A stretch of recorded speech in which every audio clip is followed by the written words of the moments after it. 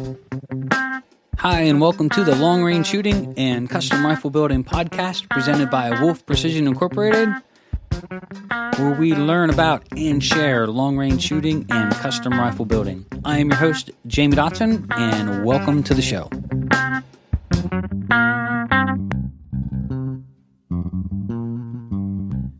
Hi, and welcome to episode 44 of Wolf Precision's Long Range Shooting and Custom Rifle Building podcast. I am your host, Jamie Dotson, and welcome to the show. In this episode, we're going to talk about trainers, and we had a customer email in and asked if we would talk a little bit about 22 long rifles or using rimfires in general for training rifles. We're also going to talk about grips and getting a grip on the rifle, the importance of all the different hand holds and types of stocks out there. And lastly, one of the other things we're really going to get after here is coatings and just giving out some buyer beware. So whether you're sending out your own personal rifle, a custom rifle you just had built, if you are using applicators, sprayers, or builders that are Cerakoting or coating rifles or bee blasting, we want to throw out some warnings. It's really common for us to get some phone calls and people having their rifles damaged beyond belief. And so we just want to throw out some information to maybe help you and save you from sending out your prized rifle and having it destroyed. So welcome back to the show. And without further ado, here we go. All right, so we had a customer call in and ask about trainers and what our opinions were in using a 22 long rifle. This is a good one because I've traveled down this road myself, and I can just offer you some basic opinions. They are my opinions, so again, just like everything else out there, you have to take it with a grain of salt, and some people will apply to and some people won't. But just want to share with you my experiences of going through this process of using a 22 long rifle as a trainer. So 15, 20 years ago, getting into a lot of long range shooting, practicing a lot, and I mean a lot. And, back in that time, of course, your shooting budget is limited. Your funds to practice with your actual match gun. I mean, you had to be sort of price conscious on how much you were spending on ammunition. And were you doing more harm than good to your match gun by running it and training with it than if you were to get a trainer that you could practice with a couple times a week and sort of save some wear and tear on your personal match gun at the same time? So I ended up building a 22 long rifle trainer. Actually, I ended up building two, and I still own both of them today. I shot one of them for the first time in probably 7 years. Last week, maybe the week before, just to put the suppressor back on and take it out with some standard velocity ammunition or subsonic ammunition and shoot it and make sure she's still zeroed and running great. But here was my experience in what I learned shooting with the rimfire. The fundamentals and techniques of marksmanship, I think, are better learned with a rifle that has more of a pulse if you're going to be competing with a rifle that has recoil. And so when I built my rimfire, I thought it was absolutely a blast to shoot at 50, 100, and I actually sat with a guy that was shooting plates at nearly 500 meters. Now, I know that sounds crazy. His name was Alan Glass, and Alan had, I built him several different rifles, and he's a great guy, a great shooter. We built him a 338. He shot a sub 10-inch group, 5-shot group at a mile with his 338, and somebody called him a liar on some forum, and he went out and did it again. He is a fantastic marksman. And so we went out, and he's like, hey, did you ever see someone run a 22 long rifle to 500 yards? And I was like, no. And so I went out with my 22 trainer, and of course, I could hit steel out to about 200 or 300 yards and really just a lot of holdover. But he had a big plate, mind you. It was 3 feet by 5 feet, and the plate barely rang, but when you shot, if you pulled your earplugs out and listened closely, you would hear tink, this little bullet smacking this plate. Of course, the plate didn't move at all. But literally, when we walked out there, you could see like this lead streak down the face of the plate. where he hit it. I mean, that's pretty impressive. But outside of playing and impressing people, unless you're shooting in like a 22 caliber league that's like I think they have like a rimfire PRS type matches or rimfire sniper type matches, and then you are competing with that rifle, and this is different. What we're talking about here is using a 22 long rifle as a trainer in place of your actual competition or hunting rifle, something along that lines. After about several months of practicing with it, what I found was that it's so far off from my actual shooting match gun, from the bolt throw, totally different, the magazine feeding and functioning, the bolt length of throwing, so how much the bolt come back and forward, the trigger, totally different than my match gun, the stock. I mean, I tried to get something very similar. Back then, it was a little bit harder. Now you can actually get some stocks cut for some 22, like the CZ455, for example. But yeah, we were getting trigger time in, which is always a good thing. But as far as like getting the fundamentals of marksmanship and really getting tuned up with your match gun, I wasn't quite convinced that it was there. So the next logical step, of course, was to go out and try to find a Remington 40X, which is a 700 clone 22 long rifle. A friend of mine had built one and put it in his AI chassis and practiced with it. Definitely fit into the stock that he was using as his personal rifle, and got to set the whole thing up very similar to what his actual match gun is, for sure.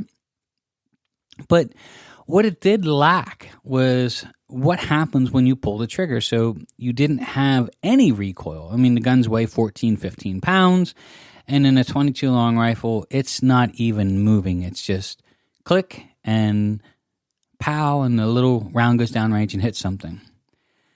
So the other thing that I really thought was missing was the fact that it wasn't the same as training with a centerfire cartridge, because you didn't have that recoil, and so you didn't have to focus on that follow-through or letting the rifle naturally recoil back into your shoulder and fall forward without you negatively influencing it. And so I wasn't quite convinced that I was getting trained to shoot my actual match gun. I was just training with a rifle. Then distance becomes an issue. So I really do believe that in a lot of these matches, the wind is what separates most of the shooters once it comes to distance shooting. And so it doesn't even have to be the best shooter at a particular match. If he's a solid shooter, better than average, maybe not the greatest shooter, but better than average, but he is a fantastic wind caller, or she, probably going to win the match. What I found was, in working with the wind, is that it didn't allow the distance to get involved, where you had to read the wind over a much longer distance, which is harder to do. So I ended up building myself a 223 trainer that really did mirror my match gun. It was exactly the same. Same weight, stock, scope, rings, bases, trigger. The only thing it didn't have on it was a suppressor compared to my match gun. And the reason is I didn't want to reduce the recoil too much. And so it was a heavy gun. It didn't require a muzzle brake, of course. But I still wanted some recoil to the rifle, just a pulse, something to let you know that the gun fired and it's going to move. And I started training with it, and I started training with it a lot. And to be honest with you, I've built a ton of 223 trainers over the years. And a lot of the people that build them end up shooting their trainer sometimes way more than their actual match gun. I mean, I've actually taken my 223 trainer to matches more than once and had an absolute blast with it. Yes, you're going in undergunned, right? But I always say it's better to go in undergunned than over-talented. And, you go in there and you're shooting these targets at much greater distances than what you should be able to and hit, and you score some fantastic hits. Well, that is good wind calling and fundamentals combined, because there's no get-out-of-jail-free card with the 223. You are fully exposed, and if you don't get the wind right, it is really wrong. I mean, you're going to go off into no man's land. So I've had a lot of fun over the years taking my 223 trainer to matches and throwing my hat in the ring with a rifle that really had no business being there and just working on skill set fundamentals and working on the wind.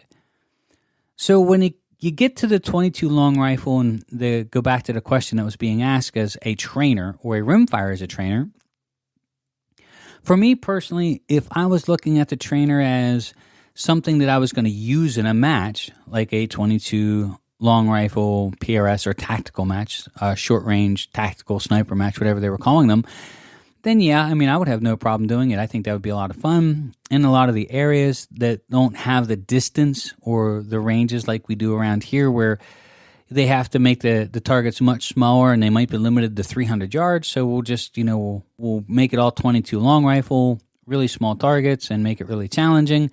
I can see where that would be an absolute blast, but we just don't have that around here. We actually have the distance. And so for me personally, after traveling down that road, and by the way, I have two 22 long rifle quote-unquote trainers, is they pretty much have sat and collected dust.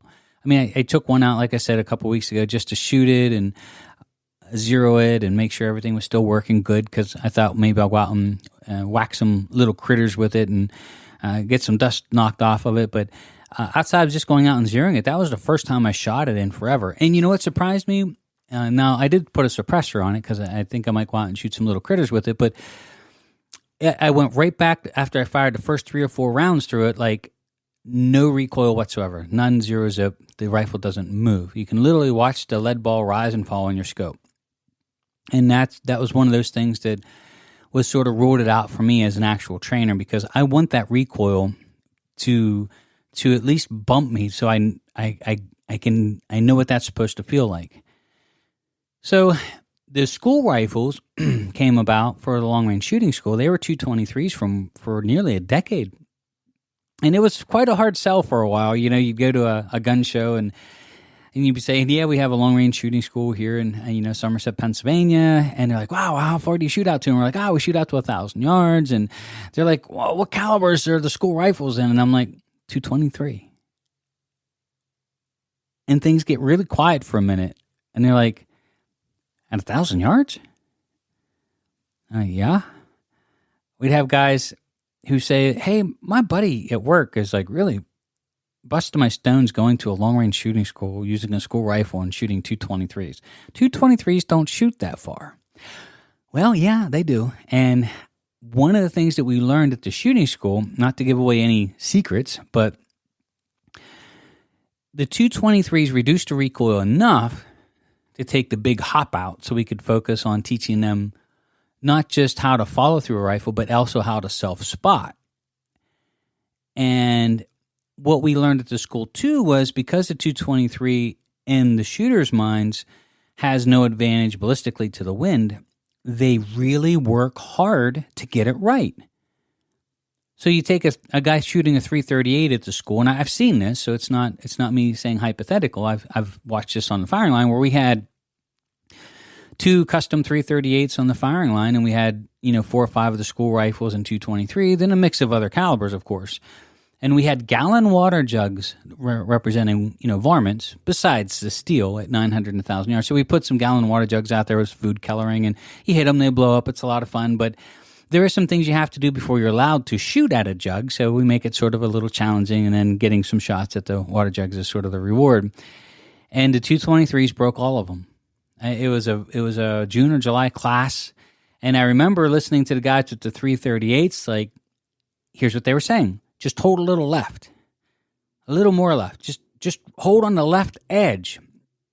They never once mathematically sat down and did the wind. And they were all around the jugs. Don't get me wrong. It's not like they were missing them by a mile, but they didn't hit one. And then you look over at the guys at 223s who, by the way, feel like they're completely undergunned and feel like the wind is going to blow them 10 miles off target, right?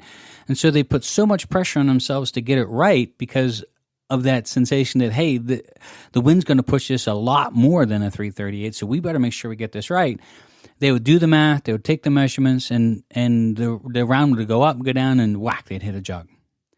So if you're fundamentally sound and you get the wind right, you'll hit the target every single time. It doesn't matter the caliber. If you take a person and you give them a caliber that's has no advantage or they feel undergunned, the odds of them being able to hit it are pitted against them because they're going in so undergunned or with a caliber that's subpar or suboptimal, maybe would be the better word, for the distances that they were going to shoot at, that all of a sudden they would hyper focus because they know if they don't get it exactly right, they're going to get it wrong and they're going to miss every single time. And because they would do that, it was amazing to watch that these guys, they would hit a gallon water jug and they would be asking us to drive down and get the jugs, and we'd sign them. The guys would be taking pictures of them and their jugs. We have customers and clients that have these water jugs on their, mantles in their office with a signature and date on it, just this empty gallon water jug with a bullet hole in it. And sometimes they blow up a little bit, but they're so proud of that. And of course, everybody knows what a gallon water jug looks like. And to hit one at 1,000 yards, it's about the size of a bench rest 10 ring. So they're about 10 inches. You got to do a lot of things right to hit a gallon water jug at 1,000 yards. And it's just amazing when you put a caliber in their hands that they have to do the work or they're going to miss, that they'll do the work. But if you give them a caliber that puts them in this mindset that, well, I don't have to do as much with the wind because this one beats the wind at submission, the mighty 338 or the mighty whatever caliber, we'll just hold left edge and we'll hit it. But that doesn't work. You're going to miss. And so it was just a great learning experience here at the school and really enjoyed it. Now, the new school rifles, just to be clear, aren't 223s or 6.5 Creedmoor. And the reason we do that is because we shoot factory ammunition now. And we want people to know that because the rifle shoots so good, it's not because of our hand load. So the 223s were absolute hammers and a blast, but we did hand load for those 223s because we wanted to shoot a heavier bullet through them. And a lot of times people think that, it's the hand loads that were the secret to the rifle shooting so well. And the fact that they would have to hand load to duplicate that when that really wasn't true. So 6.5 Creedmoors they are, heavier rifles, of course, and suppressed. But let's just go back to the trainer that we were talking about. The reason I went with a 223 and I thought it was just the best idea in the world is because not only could I practice with it economically, I could work with it at 100, 200, 300 yards, small targets, but I could actually take it and shoot it to 1,000 and beyond and go and shoot it in matches and go and shoot it at varmints and go. There's just so much more I could do with it once I got it up and running that eventually I started loaning it to people at the shooting school where somebody's rifle would break down for whatever reason, because we used to let so many people bring their own rifles, and somebody would show up with a rifle they've never shot, brand new in the box, not zeroed, whatever brand of ammunition, and the gun's shooting all over the place, or the scope's not appropriate for the school. And so what I would do back in the day is I would give them my 223 trainer and say, hey, look, just throw a couple bucks in the kitty for the ammo and some wear and tear on the rifle, and here you go. So that way you can finish the shooting school and enjoy yourself. Why don't you shoot my trainer? And what I learned early on was I could teach them almost twice as much, twice as fast, taking the equipment and the recoil out of the equation. And it was just amazing to watch. Like after a day or two, they've got so much confidence built up in themselves because, listen, if you can hit a 10-inch target at 1,000 yards with a 223, and now you're stepped up to a 6 Creedmoor or 6.5 Creedmoor, that target just got a lot easier to hit. And so when you're able to do it with a subpar caliber like that, then, man, it's just a big confidence booster. And so that's sort of my take on trainers and the history of what we've done here, how I transferred over to the 223s. I started letting people at the school shoot them because of, rifles breaking down. And then eventually we had 6 or 7 of them here on the firing line, loading thousands and thousands and thousands of rounds every year. I mean, literally just cases and cases of ammunition, letting people come through and enjoy the shooting school and the school rifle in 223. So if you're going to use it for some matches itself, like a 22 long rifle match, probably a lot of fun. I can't imagine, shooting a 22 long rifle is a lot of fun. But if you're building it to train with a precision rifle that's going to be in a other caliber like a 6.5 Creed or something like that, I really do think you're better off going with something along the lines of a 223, with something that still has some recoil, but you can also still practice at distance and work with the wind at distance. I think that's where I would go. All right, so grips. we have spent a lot of time working with students over the last, 12 years at the school. And even before that, we would have guys we would train up, trying to get on CERT teams or trying to qualify to be on a sniper team somewhere. And I would bring them in and spend some time with them and sort of try to get them prepped up for whatever test that they're going to take and explain a lot of little things with fundamentals of marksmanship. What I found was, though, is the grip plays such a big key in getting the rifle to really get the shooter to shoot to their full potential. You and the rifle becoming a team. If you get a grip that's really big and bulky and you've got smaller hands, you just don't feel like you've got control of it. You've got big hands and a small grip. Of course, you feel like you're just overpowering the rifle. And then now you've got so many options from not just the grip sizes, but now you've got your vertical grips, you've got AR-15 type grips, and just some of the grips are interchangeable. You can change them out, different panels. So I do want to touch base on this because we laid out something like 7 or 8 different stocks. So we have a fair amount of stock inventory here because we try to prep up every year for getting ready for our builds for the shooting season. So we have like A3-5s, we have A10s, A6s, we have several MDTs, the new ACC chassis, and we laid them all out. And we were talking about the grips, and if you worked up and down the line and you just sort of just closed your eyes and grabbed a hold of the rifle and pulled it up, and they are all so different.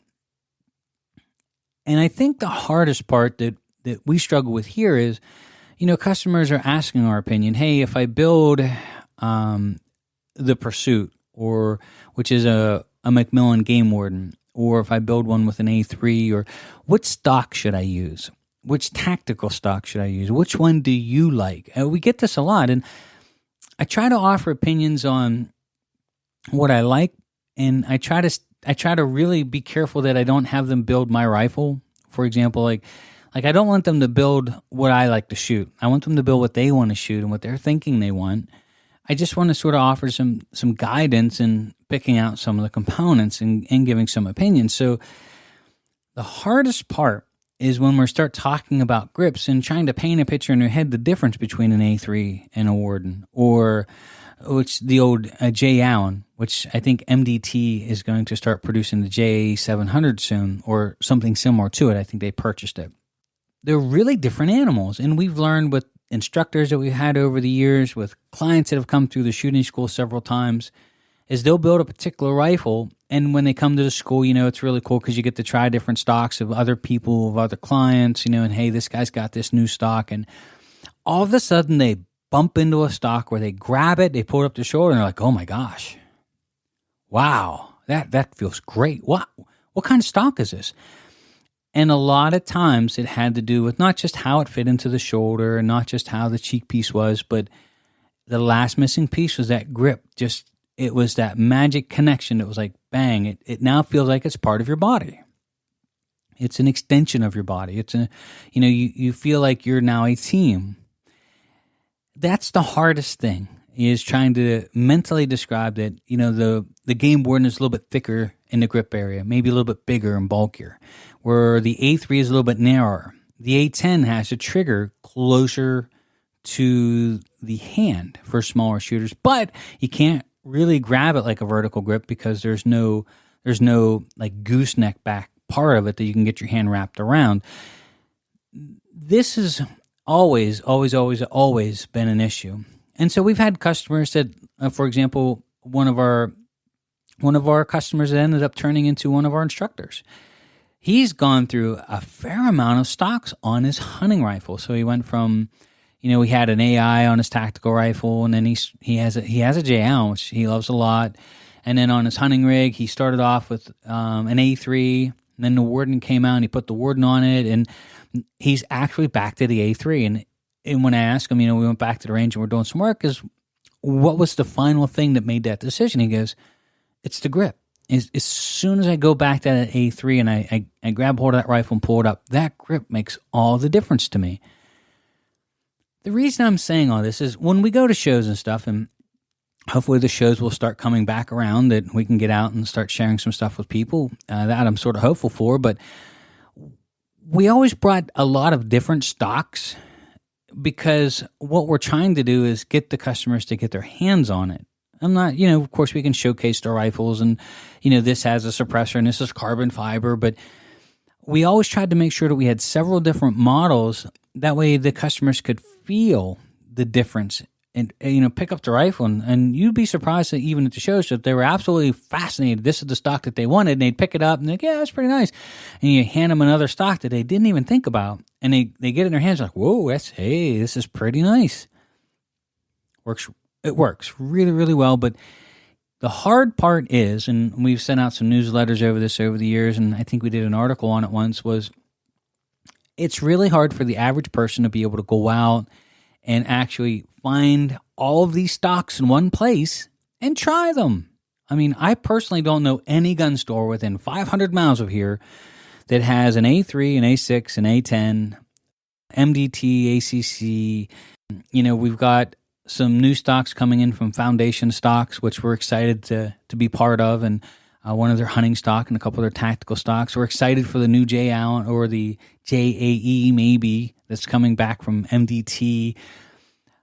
These are really important to us because we want the customers to be able to actually touch them. They are so different. Absolutely no comparison whatsoever. I guess if I try to explain it in layman's terms is, if you sat in different cars in the driver's seat and you love the car, but you can't stand sitting in it. I mean, the seats are uncomfortable. That seat for you does not work, right? Same thing happens with the stocks, and probably more importantly is that grip. What we're going to try to do for this year, we just put it up on our website. We have no dates picked out. Of course, everybody's in coronavirus 19 lockdown, but we're still building rifles. We're still, taking orders for customers that are coming in through the later schools. But we are and do have what we call rifle demo days coming up. And we have them. We have the page live on our website now, so you can go back and see it if you like. And it's just going to be a one-day event. It's going to include 100 rounds of ammunition, and we're going to bring out a lot of different stocks, some barreled actions to bounce back and forth between them, and really get a chance to get you to try some of the different stocks. And so we're going to call it a rifle demo day. The dates will be coming soon. The reason we're doing this is for all the reasons we're talking about the grip with the stock. You're going to invest a lot of money into a rifle, especially when you get into a custom rifle like this, and you watch countless customers, like Walt would be a great example of how many stocks he's purchased and then purchased a different one to try it and purchased a different one and just not able to make that decision, and simply because a lot of them are new stocks and he just never got a chance to get his hands on them. So what we're going to try to do, and we're going to limit this to 4. So we're going to have 4 clients come in at a time. We're going to bring you into our private range here in Somerset. Probably just going to be half a day at the range, 4 rifles and a bunch of different stocks for you guys to try and check them out. And really, more importantly, to get your hands on them. And not even just get your hands on them at a show, but actually shoot the rifles, which I think it's quite different when you're standing there with a rifle at a booth and then you lay down and you actually put a magazine in it and start putting a couple rounds down range. There's just no way to really take a stock for a test drive. And so if you want and you'd like to join us, we would love to have you. We are going to start this probably sometime towards the end of May is what I'm thinking. I'm hoping our lockdown ends here May 1st, and then we start bringing in small groups of clients at a time. If you would like to pre-register or if you would like to be notified when the dates are announced, you can go on our website, find the Rifle Demo Days. It's under our Custom Rifles tab. Go down to the form down below, fill it out, submit the request to be notified when the dates are posted. And if you'd like to come, we'd love to have you. So we're going to limit it to 4 students or 4 clients to coming in at a time and spend some time with you talking about the different stocks and showcasing different pieces. So the other thing I want to talk about in this podcast here, and I don't want to make this podcast an hour long, but this is really, really important. Bruce said Bat Machine had called me up probably 3 or 4 weeks ago, and they do bead blasting and all these things, but they don't do Cerakote, right? We're too far away to have anything shipped in here, and then of course all of my Cerakote work is actually done at Pittsburgh Cerakote now. So I want to give a shout out to Chris at Pittsburgh Cerakote. Chris is probably one of the best applicators, at least that I know of on the East Coast, maybe one of the best in the country. I've done Cerakote in the past, and I don't mind doing it. I know how to run a spray gun and do all the work. But the problem is it's not my expertise, and it pulls me away from too many other things that I have to do here at the shop. But here's the warning with all this, and this is going somewhere. When we interviewed Chris to sort of take this position and do our Cerakote on our barrels, we have a very strict procedure that we go through in how we handle the barrels, how we plug the barrels. We have custom-made steel covers that go over the ace or the chamber where it screws into the action. So the barrel goes all by itself, not on the action. And then we have these custom-made protectors that will screw on the back and seal the chamber as well as protect all of those shoulders. Same thing goes with the muzzle, crown, threads, all of this. The reason I'm bringing this up is I just want to throw this out there. Bruce had sent me an email and said, hey, how much are the proof barrels with an ace on it? And I was like, well, I gave him some quick numbers, and he just wanted to know what the retail was for a replacement barrel. And I'd ask him why, and he said, well, they had an applicator blast the end of the barrel and probably destroy the first, 200-300 thousandths deep into it. And I am just shocked, that this stuff still goes on, but I am shocked at how many customers don't realize that people do this to their rifles and they have no idea that it was done. So I'm just throwing it out there. Look, if you're going to get your rifle Cerakoted, melanited, whatever you're going to do to it, a lot of these places don't handle precision rifle parts often, and sometimes they're just not trained on handling really high-end weaponry well. So, for example, this person, even though Bruce had wrapped the threads and plugged the bore at the muzzle, probably pulled all that off there to clean the barrel, because you have to clean the barrel so the oils don't soak out in the baking process. So you clean the barrel, then you pre-bake it, make sure any oil is out of the pores, and then you clean it again and wipe it down, and you spray it and bake it with the Cerakote. So he probably pulled all this off so he could clean it. And then, just like typical fashion, what's done is they used either aluminum oxide or some cutting agent to spray the barrel to rough up the surfaces, and then they spray around the muzzle because nobody wants a shiny earplug-looking thing on the end of the muzzle. They want Cerakote the whole way around so it looks quote-unquote professional, but they have to blast that, and in doing so, they send that blasting agent right down the barrel. And I've actually seen crowns that were completely cut from this agent being slammed in there at close range with the gun, and they're trying to blast that up so the Cerakote sticks, and then they spray Cerakote down the barrel. I've seen it in chambers. It's a shame. I've seen actions where the actions were sprayed improperly, so we don't do actions. We don't Cerakote our actions at all. Our actions are exactly where they're supposed to be. We melanite them, we blue them. There's other things that we do, but no Cerakote. We don't want it in the bolt bore raceway. We don't want it on the bolt bodies. It doesn't do any good for us. It's cosmetics. It's aesthetics. But you take your prized action and you send it off, and all of a sudden they spray it and you can't even get your bolt back in. And it's running terrible. And then all of a sudden they've got it in the action and in the chamber of the barrel. A lot of people don't know bore scopes, so they have all kinds of issues there. We've had guns come in that have been Cerakoted, not by us, but we can't get their bolt back in, or the gun's not shooting. And so I'll get in there and bore scope it out, and there's Cerakote in the barrel and the throat. The crown's all chewed up. There's Cerakote an inch into the barrel, and you just shot over top of it 30, 40 times. Now, can you get away with that with a hunting rifle? Yeah, if your expectations for accuracy is hunting rifle accuracy for, a $500 rifle. But if you've got yourself a really great tack driver, which we've seen this, where guys had quarter-minute guns, and it comes back from Cerakote, and they're shooting 3/4 to 1 inch groups, having no idea what just happened.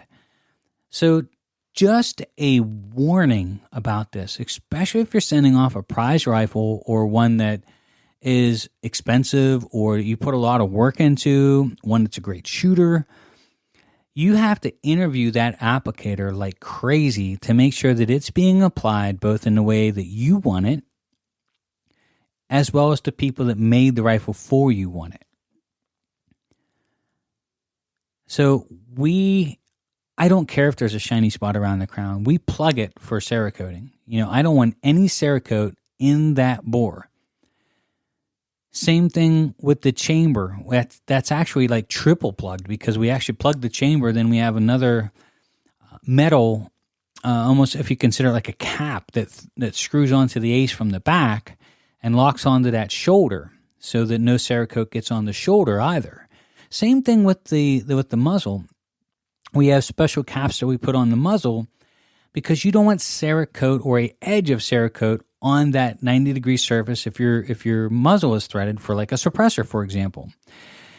Some applicators will leave a thread protector on there that doesn't completely cover the entire shoulder, and they'll still get a little bit of Cerakote around the upper edge of that 90-degree shoulder at the muzzle where your suppressor is locking on. And if that happens, your suppressor is going to come loose really quick after 3 or 4 shots, and it's going to constantly loosen on you. So you have to make sure that you sand that 90-degree edge with like maybe some 600 grit or 800 grit, 1200. You don't want to scratch it all up, but you got to break that edge of that Cerakote if it's on that 90-degree face of the barrel at the muzzle where the suppressor is going to lock on, or your muzzle brake is going to lock on. Just a lot to think about. Just don't send it out to the local guy that's playing around with it part-time. It just goes to show you that this stuff happens a lot.